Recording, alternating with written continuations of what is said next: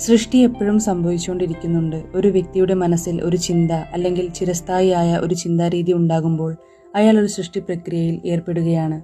ആ ചിന്തകളിൽ നിന്ന് എന്തെങ്കിലും ഒന്ന് സാക്ഷാത്കരിക്കും. ഇപ്പോൾ നിങ്ങൾ ചിന്തിക്കുന്നത് നിങ്ങളുടെ ഭാവി ജീവിതം നിർമ്മിക്കുന്നതിനെ പറ്റിയാണ്. നിങ്ങളുടെ ചിന്തകൾ കൊണ്ടാണ് നിങ്ങൾ ജീവിതം രൂപപ്പെടുത്തുന്നത്. നിങ്ങൾ എപ്പോഴും ചിന്തിച്ചുകൊണ്ടിരിക്കുന്നതിനാൽ നിങ്ങൾ എപ്പോഴും സൃഷ്ടിച്ചുകൊണ്ടിരിക്കുകയുമാണ്. നിങ്ങൾ ഏറ്റവും കൂടുതൽ ചിന്തിക്കുന്നത് എന്തിനെക്കുറിച്ചാണോ, നിങ്ങൾ ഏറ്റവും കൂടുതൽ ശ്രദ്ധ കേന്ദ്രീകരിക്കുന്നത് എന്തിലാണോ, അതാണ് നിങ്ങളുടെ ജീവിതവുമായി അവതരിക്കുക. പ്രകൃതിയിലെ മറ്റെല്ലാ നിയമങ്ങളെയും പോലെ ഈ നിയമവും തികച്ചും പരിപൂർണതയുള്ളതാണ്. നിങ്ങളുടെ ജീവിതം നിങ്ങൾ സൃഷ്ടിക്കുന്നു. നിങ്ങൾ വിതയ്ക്കുന്നത് നിങ്ങൾ കൊയ്യുന്നു. നിങ്ങളുടെ ചിന്തകളാണ് വിത്തുകൾ.